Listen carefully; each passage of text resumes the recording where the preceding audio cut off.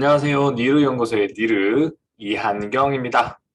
새해 첫 영상은 지금 잠재하고 있는 시장의 위험을 한번 체크하려고 하고 있고요. 잠재적 위험 체크입니다. 2022년 1월 2일자로 영상을 촬영하고 있습니다. 지난주가 아쉽게 마감을 했고요. 지금은 이제 금리 인상기다 보니까 자연스럽게 조심조심 사람 파는 걷듯이 주가가 변동이 일어날 수 있겠다. 그렇게 봐주시면 될 것 같습니다. 크게 무리는 없는 시장입니다. 아직도. 그렇지만 외국인의 포지션 변동이 약간 발생할 수 있다는 거, 그것만 좀 신경 쓰시면 될 것 같습니다. 일단 배당락 포함해서 지난주가 보합 마감이에요. 근데 이게 배당락이라는 부분이 약간 좀 그거 하잖아요. 심리적으로 이제 우리가 생각하는 것보다는 하락이면 하락이지 왜 배당 때문에 떨어지냐 그렇게 생각하실 수도 있는 거잖아요. 실질적으로 삼성전자 같은 경우는 덜 떨어졌었고 그런 부분들이 좀 부정적이다라고 봐주시면 되는데 이거는 3월, 6월, 9월에도 동시에 일어난다 그렇게 봐주시면 됩니다. 투자자별 매매 동향 확인 결과 이거는 보합인데요. 좀 안 좋은 보합이에요. 안 좋은 보합이라는 게 뭐냐면 외국인들이 금요일 날 금요일 아니죠. 목요일 날 선물과 현물을 다 팔고 나갔어요. 이유는 뭐냐면 언제 러시아가 우크라이나 침공할 수 있는 그런 상황이기 때문에 이제 조심을 해야 된다. 그렇게 봐주시면 되거든요. 그러면은 글로벌 거시경제 자체가 한번 휘영청 넘어질 수 있고 저번에 이제 전쟁이 왜 제일 위험하냐고 계속 말씀드렸었는데 기억나시는지 모르겠어요. 전쟁이 나면 다른 데 투자하는 자본들이 다 스톱입니다. 특히 SOC 같은 거. 어차피 부술 건데 왜 지어요? 그러니까 그런 것들이 셧다운 돼버리니까 그 해당 산업들이 발전하지 않을 수밖에 없는 거죠. 이번에 코로나 겪으면서 어디가 발전 안 했는지 생각나시나요? 여행 업종들 거의 타격 입었잖아요. 여행을 못 가니까. 네, 그렇게 봐주시면 돼요. 그래서 그런 부분들이 있기 때문에 우리가 생각해야 되는 거는 언제나 이제 전쟁이 들어서면 우리한테 충격으로 올 수 있다. 그런 부분들을 생각해 주시면 되고요. 그래서 이제 그 거시경제를 신경 쓰는 외인들은 이런 부분들을 조심스럽게 접근한다라고 봐주시면 됩니다. 그 다음에 해지와 S&P 빅스는 실제로 금리 인상 시즌하고 맞춰서 간 거고요. 내년 1월 말이나 2월이거든요. 2월. 바꾼다고 바꿨는데 안 바꿔져 있어요. 이것도 2월이고요. 2월 초까지인데 저는 이번에 이제 키움 캘린더를 영상 안 보신 분들은 살짝 보세요. 1월 중순부터 조심을 해야 될 것 같습니다. 그렇게 생각해 주시면 되고 그 부분만 조심해서 대응을 해주시면 크게 무리 없이 수익을 가져가실 수 있을 거고요. 빅스는 우리가 포트폴리오를 그대로 구축하기 위해서 빅스를 가는 거예요. 만약에 시장에 이탈할 것 같으면 셀 전체 전략 매도를 합니다. 근데 저는 코로나인 상황일 때도 전략 매도 안 하거든요. 그러니까 전략 매도는 안 하고 비중 조절이 필요하고 일부를 매도하시고 만약에 저점이라는 걸 하긴 했으면은 빨리 안 올라갈 종목들 털고 삼성전자 사라고 합니다. 근데 이번에는 왜 안 그랬냐? 15% 20% 하락했다 그런 전략 안 펼쳐요. 삼성전자 말고 다른 거부터 먼저 갈 때도 있어요. 그렇게 봐주시면 되고요. 연말 랠리를 시작할 때는 삼성전자를 먼저 치고 올리고 수렴회로 넘어가기 때문에 그 룰을 그냥 믿었습니다. 그렇게 봐주시면 되고요. 여러분들도 다음에 투자를 하실 때는 그런 부분들을 참고하시면 좋을 것 같습니다. 하나씩 볼게요. 자, 잠재적 위험 진단은 총 5가지로 요약을 했고요. 이게 이제 이전에 있던 시장 이슈에 있는 내용들을 같이 왔습니다. 위험 사항만 여기서 이제 본다라고 보시면 되고요. 러시아가 우크라이나 침공할 때 EU가 승인을 하면 러시아 침공한다고 얘기했는데 이거를 협상으로 하거나 EU에서 승인을 안 하거나 이 두 개의 연결고리만 꺼지면 이제 확전이 아니라고 확전도 뭐 너무 강하게 일어나진 않을 것 같아요. 그런 부분들이 있고요. 오미크론이 이제 확진 강세가 일어나고 있습니다. 중증은 조금 줄어들어갔고, 그러니까 사망자 수는 줄고 있대요. 실제로 이제 백신의 효과라고 보시면 되고요. 그래서 오미크론이 오히려 이제 코로나를 감기로 바꿔버리는 그런 일들이 벌어집니다. 그럼 감기로 된다는 말은 우리가 독감 예방접종 계속 맞았잖아요. 그러니까 백신과 치료제 회사는 그대로 이익은 가져간다. 그 정도만 조금 줄어드는 거죠. 처음일 때가 전부 다 맞으니까 비용의 전가가 안 일어나지만 실제적으로 나중에는 비용의 전가가 국가가 책임 안 질 겁니다. 그러면은 결국에는 누가 책임져야 되냐면 개인이 져야 되고 그게 다 비용이란 말이에요. 그러니까 그런 부분들을 생각해 주시면 되고 그렇지만 이걸 치료제와 백신 개발하는 회사들 좋겠죠. 그 다음에 가상화폐 하락입니다. 가상화폐 하락 이슈는 전반적으로 가상화폐 하락을 하냐 마냐인데 금리 인상에 조금 영향을 미치긴 합니다. 가상화폐 필요성을 터키에서 보여주고는 있지만 신용국 신용위험에서 터키 디폴트 거의 디폴트 상황인데 이거가 지금 이제 금리 인하로 대응하고 있거든요. 이게 과연 어떻게 해결될까? 해결되겠죠. 시간이 지나면. 네. 왜냐하면 자국 내에서 살아남을 사람은 살 거고 죽을 사람은 죽여버리는 거거든요. 그냥. 그러니까 할 짓이 못 되는 거예요. 저거는. 그러니까 우리가 코로나일 때 여행이나 항공이나 그런 사람들이 많이 죽었잖아요. 그거를 그대로 놔둔다는 거예요. 터키는 지금 금리 인상기에. 왜냐하면 수출하는 회사들이랑 수입하는 회사가 완전 비교 체험 극과극으로 바뀌어 버리거든요. 그러니까 그런 부분들이 영향을 미칠 거고요. 이런 신용국 신용위험의 그 트리거가 금리인데 이 트리 금리가 똑같이 가상화폐 시장에도 영향을 미친다. 그렇게 봐주시면 되고 이 두 가지 요인으로 AMD와 엔비디아의 하락도 나오고 지수 하락도 일컬어진다. 이렇게 봐주시면 됩니다. 그 다음에 금리 인상인데요. 금리 인상은 대출 자산의 부도 위험이 발생할 수가 있습니다. 그래서 이런 부분들이 우리가 신경 써야 되는 부분이고요. 이게 제일 5번이 제일 크리티컬하고 제일 위험한 리스크입니다. 그래서 5번을 가져온 거라고 보시면 되고 5번은 잠재적 위험 진단에서 계속 체크하는 그런 자산이라고 보시면 됩니다. 근데 다행인 거는 뭐냐면요. 미국도 100이고 일본도 200입니다. 전 세계 대부분의 나라들이 100을 넘어갔고 70은 넘어섰어요. 근데 우리나라 정보만 66.1입니다. 원래 40이었 43인가 47인가 그랬거든요. 그러니까 아직 여력이 저는 14에서 20 정도는 더 쓸 수 있어요. GDP가 GDP 대비 10에서 14니까 상당히 큰 100조 정도를 더 쓸 수 있다라고 보시면 되고요. 가계와 기업의 부채가 왜 는지는 아시죠? 코로나를 우리는 어떤 정책을 펼쳤냐면 정부가 추경을 해줘도 그 중에서 다 추경들을 대출금 금리 성격의 그 추경만 해준 거예요. 그러면 뭐예요? 가계와 기업이 그 돈을 빌리는 거죠. 다 돈을 뿌릴 수는 없는 겁니다. 그게 맞고 지금은 이제 역전됐죠. 이게 빌린 만큼 빌렸기 때문에 그걸 더 이상 빌릴 수 없기 때문에 정부가 어느 정도 돈을 풀어줘야 되는 그런 상황에 가깝다라고 봐주시면 됩니다. 이거 안 하면 바보예요. 전 세계에서. 안 하면 바보라고 보시면 돼요. 일본은 200%고요. 미국도 100%입니다. 기축통화 그런 개념이 아니에요. 일본은 제가 봤을 때 지금은 이제 신용위험인데 신용위험이 상당히 있을 것 같아요. 저는 눈에 감춰진 신용위험이 있을 것 같아서 저거는 더 위험합니다. 그러니까 미국의 그 서프라임 모기지 사태가 일본에서 터질 수도 있다라고 봐주시면 되고요. 그래서 일본에 대한 자산을 조금 보수적으로 대응을 해주셔야 돼요. 오히려 터키보다 안 좋아요. 터키는 붉어져서 터지고 있는 상황이고 일본은 터지진 않고 있거든요. 그렇게 봐주시면 됩니다. 자, 러시아 침공 이슈인데요. 신문 기사 3개만 가져왔습니다. 일단 병력 철수해야 나토 동진 금지해야 이거 2개가 부딪히고 있죠.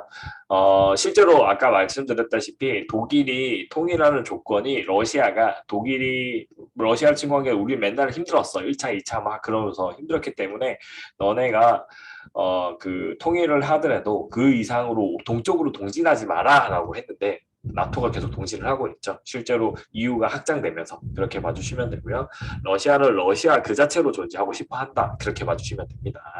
그리고 바이든은 2월 우크라이나 대통령과 협의하고 러시아 위협 공동대응 협의. 그래서 함부로 막 날뛰지는 못하겠지만 그래도 언제든지 조지아 침공처럼 그런 사태가 펼칠 수 있다라고 봐주시면 됩니다. 그 다음에 러시아는 우크라이나 경유 가스관 운송을 40% 줄여. 이것도 위험을 만드는 걸 수도 있어요. 이런 부분이 있고 가스관 운송이 40% 줄였으면 LNG가 올라갈 수 있겠죠. 이 이슈에서 박스권 매매도 나쁘지 않는 것 같고요. LNG 가스 트레이딩 할 때 말씀드리는 겁니다. 10% 정도 상승 나오면 팔고 그 다음에 밑에 또 내려오면 사고. 왜냐하면은 물량 공급은 미국이라든지 많은 그 석유 생산 업체들이 다 제공을 하고 있기 때문입니다. 그래서 그런 부분들을 여러분들이 조금 신경을 쓰시면 될 것 같고요. 다음 넘어가겠습니다. 오미크론입니다. 오미크론은 코로나 해양입니다. 이번에 요 위에까지는 예전 거고요. 실질적으로 이제 델타 변이가 더 시급하다는 게 중요합니다. 우리나라는 맞고요. 우리나라는 델타 변이에 지금 당하고 있는 거고 이제 1000명이 돌파했어요. 저는 이 기사가 1000명 나오길래 너희는 왜 1000명만 강조하냐 했는데 이게 중요한 거였어요. 근데 동아일보를 잡아냈는데 여기 봐야 못 잡아낸 거예요.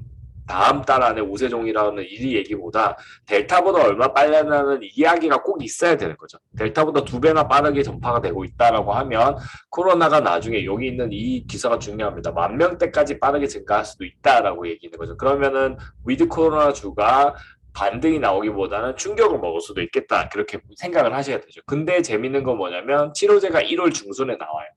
여기 뒤에 나오겠지만 1월 중순에 나오면 그 치료제에 따라서 사망자만 팍 줄어버리면 저는 게임 체인저가 된다라고 보고 있습니다. 우리나라 사망자가 외국보다는 20분의 1이지만 그래도 하루에 50명에서 100명 사이로 나오고 있거든요.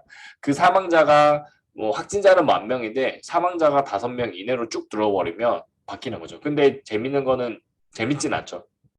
재밌지 않는 거는 나이가 많으신 분들이 그 병원에 계신 분들이 돌아가실 수 있다는 거죠. 그러니까 그분들은 백신을 계속 맞으셔야 됩니다. 힘드셔도. 네. 그렇게 봐주시면 될 것 같고요.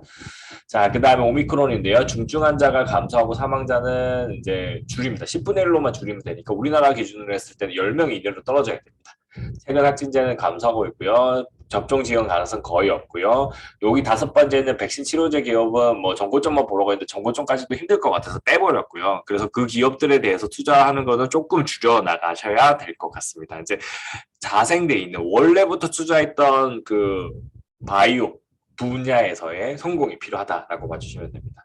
글로벌 백신 보급 같은 경우에는 삼바나 SK 바사 이 2개는 괜찮은 것 같고요. 그러니까 지속적으로 성장할 수는 있지만 고점을 이제 걸으셔야 돼요. 그러니까 정고점까지 딱 거시면 될 것 같습니다. 그렇게 봐주시면 되고 그럼 삼바는 100만 원, SK 바사나 30만 원, 35만 원 딱 그 정도 선일 겁니다. 그 정도 선에서 고점이다 하고 박스권 매매가 오히려 좋아 보이고요. 그리고 이제 그 박스권을 점점 내려와야 된다. 그렇게 봐주시면 됩니다. 삼바 같은 경우에는 추가 상장이 가능해요. 실제로 이제 기업 인수합병에 적극적으로 나설 것 같거든요. 그렇게 봐주시면 됩니다.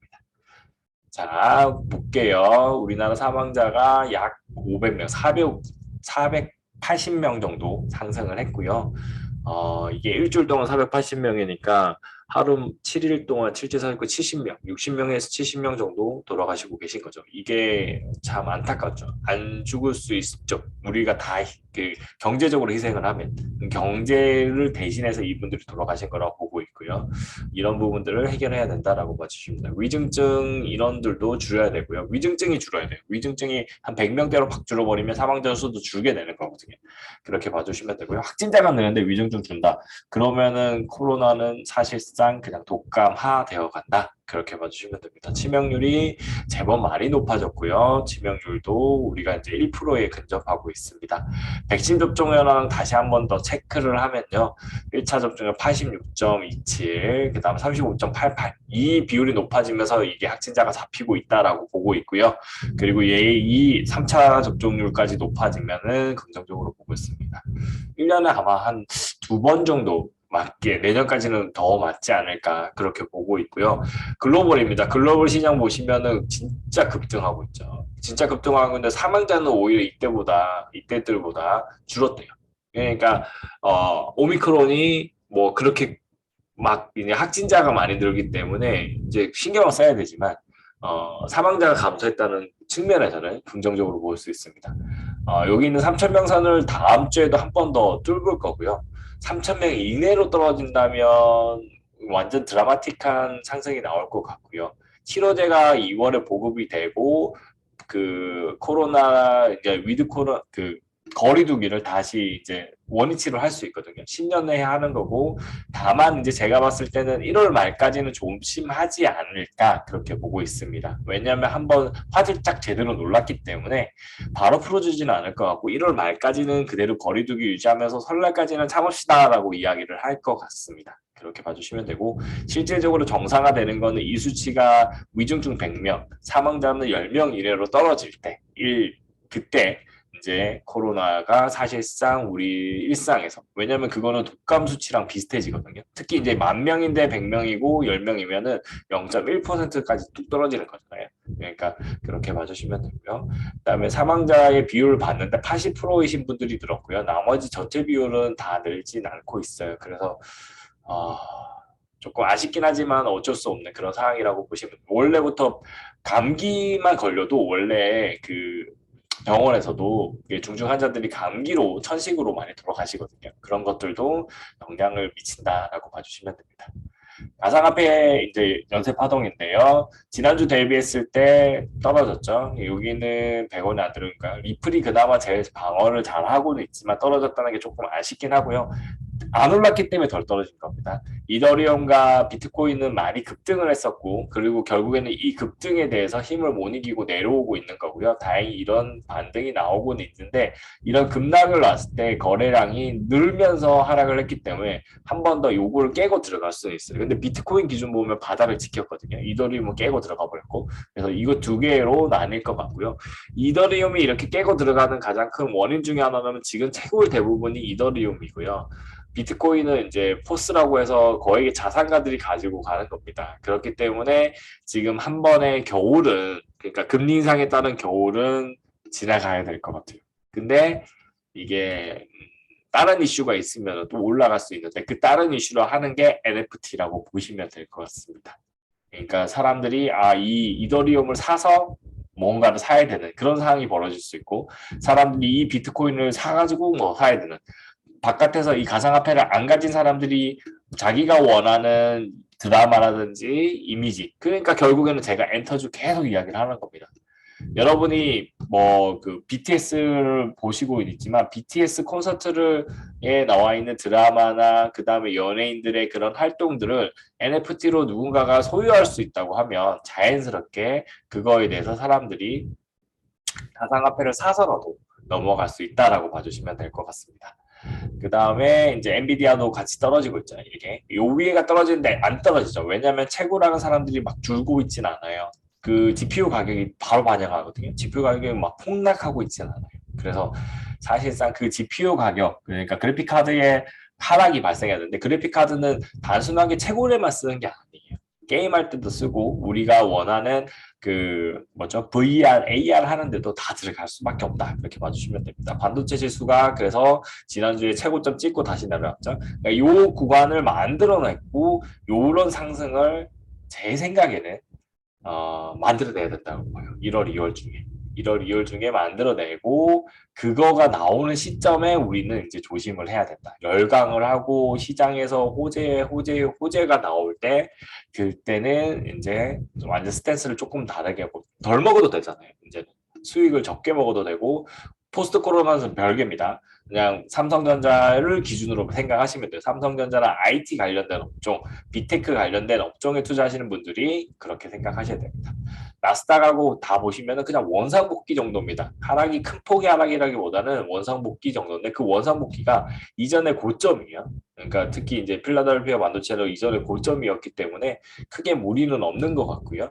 그래서 이 상태를 유지하다가 다음 주에 다시 연초 랠리를 시작하지 않을까 그렇게 보고 있습니다. 자, 그 다음에 신흥국 신용위험인데요. 신흥국 신용위험은 여기 있는 빨간색 박스만 보시면 돼요. 중국도 내려갔고요. 인도네시아도 내려갔어요. 그 다음에 이탈리도 내려갔고요. 멕시코도 내려갔습니다. 그리스 안 내려가고 있죠. 이 그리스가 문제입니다. 그리스가 재밌는 거는 거기랑 연결돼 있죠. 러시아 사태랑도 멀리 있지는 않다라고 봐주시면 됩니다. 구제구종 종료한 게 2018년도입니다. 그 다음에 러시아는 늘어났어요. 이제 러시아는 리스크가 좀 있다라고 보는 거고요. 브라질 많이 내려갔습니다. 그래서 전반적으로 금리 인상 때문이라고 했지만 연말 랠리에 동참하면서 전반적으로 CDS가 떨어지고 있다라고 봐주시면 됩니다. 그래서 오스트리아 같은 경우에는 8까지 떨어진 거죠. 근데 터키 같은 경우에도 많이 떨어져 10%나 떨어졌어요. 근데 이게 200 넘어가면 디폴트 상태라고 보는 게 맞거든요. 그래서 300, 막 200 넘어가 버리면 급등이 쫙 올라가요. 나라가 휘청휘청거립니다. 그리고 거시 경제 정책이 듣도 보도 못한 금리 인상기에 금리 인하를 하는 그런 정책이 펼쳐지고요. 이런 터키아는 지금 리라는 거의 뭐 한 1달러에 1이라 했던 게 지금 19리라라고 하더라고요. 그러니까 급등이 일어났죠. 우리 IMF 때 어떻게 돼서 IMF 됐나요? 1,000원이 2,000원 돼서 IMF였어요. 그러니까 거기는 그냥 내수하는 기업들 다 망하고 대금을 지불해야 되는 데는 그냥 쫄딱 망한 거예요. 그냥 IMF가 터진 거죠. 다행히 미국이랑 거리를 두면서 부채가 적어가지고 지금 버티는 거라고 보시면 될 것 같습니다. 아마 그 정권 잡은 데는 다 거기를 잡고 있을 거예요. 내수 기업들. 그러니까 알짜잖아요. 그 KTNG 그런 걸 가지고 있다고 보시면 되죠. 일단은 그렇고요. 이 사태가 완성이 해결될 거고 저는 정권이 바뀌면서 해결되는 게 완전 궁극적인 해결이고 아마 지금 투자를 시작하면 엄청난 이득이 발생할 거고요. 그래서 지금은 보수적으로 조금씩 조금씩 사모으시고 이게 이제 만약에 혹시라도 아예 위기가 상황이 돌파하면은 이제 수익이 한 30%에서 50% 나올 거예요. 그러면 그때 그냥 나오시고요. 정권이 바뀌면 그냥 홀드입니다.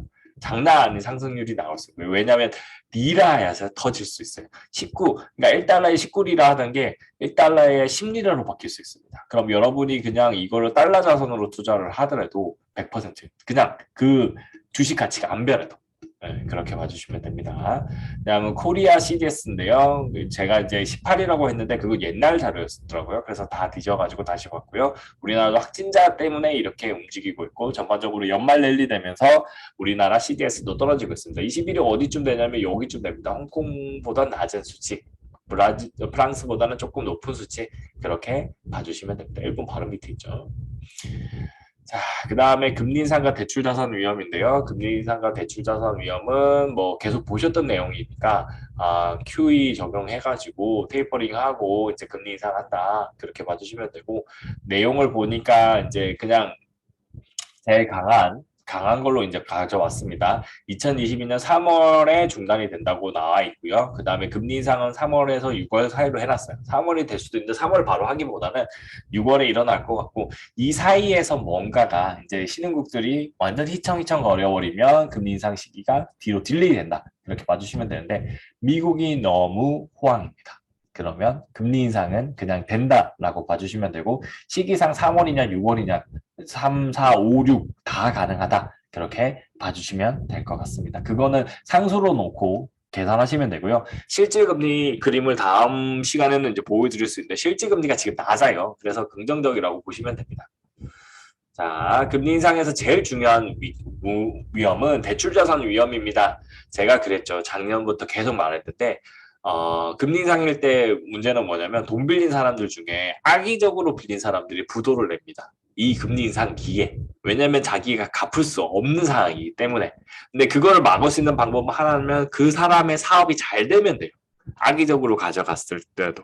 그럼 돈이 벌리니까 부도를 낼 수가 없는 상황인 거죠. 그게 경제적 호황으로 나올 거고 저는 글로벌 경제가 그렇게 호황이 올 수도 있다라고 보고 있고 우리나라는 호황으로 가고 있다라고 보고 있습니다. 이렇게 봐주시고요. 전반적으로 경상소득이 이렇게 증가했죠. 이게 말이 안 된다고 했죠. GDP분의 뭐 이거 성장률 그거는 경제적 수치로 안 맞아요. 얘는 뭐 끼게야 2, 3%씩 오르는데 얘는 거의 10%씩 올랐단 말이에요. 작년 대비해서 10% 올랐고 올해도 10%더 오를 건데 이거를 요거랑 비교해서 막 성장률이 제일 높다. 그건 말이 안 되죠. 우리나라가 돈이 전 세계에서 몰려 들어왔고 호황이다. 그렇게 봐주시면 됩니다. 호황 맞고요. 그 달러 막 찍은 자산들이 우리나라가 확진자 잘 잡고 있을 때 엄청나게 많이 투자됐다가 빠진 게 작년에 가을에 우리나라 시장이었다라고 봐주시면 됩니다. 자, 그 다음에 공공 포함해서 나라빚이 작년에 1280조고요. 역대 최대인데 GDP 대비 몇 퍼센트? 66%밖에 안 돼요. GDP 대비. GDP 거의 2000조 가까이 된다는 거죠. 우리나라가. 그래서 66%니까 이 비율을 10% 정도 더 써야 돼요. 14%, 10%에서 14% 정도 더 쓰면은 사실상 100조에서 100조 정도 쓸 수 있거든요. 100조 정도 이상 쓸 수 있으니까 그걸로 어느 정도 경기 부양도 하고 그 다음에 이제 그 자영업자분들한테 확실하게 그 다음에 여행이나 그쪽에는 완전 타격 입은 사람들한테 도움을 줘야 되고요. 경기 활성화 차원에서도 돈을 푸는 그런 정책도 필요하다라고 봐주시면 됩니다. 순수하게 시장에 필요한 자금 회전에 위한 동력을 제공하는 거고요. 그리고 끝이어야 돼요. 그러니까 제가 기본소득 싫어하거든요. 저는. 기본소득을 싫어해요. 기본소득은 일시적인 게 아니라 지속적이잖아요. 지속적인 걸로 하면은 지속적으로 경제를 성장시킬 수 있는 동력을 못 만들어낼 수 있어요. 그런 건 당연한 걸로 여기거든요.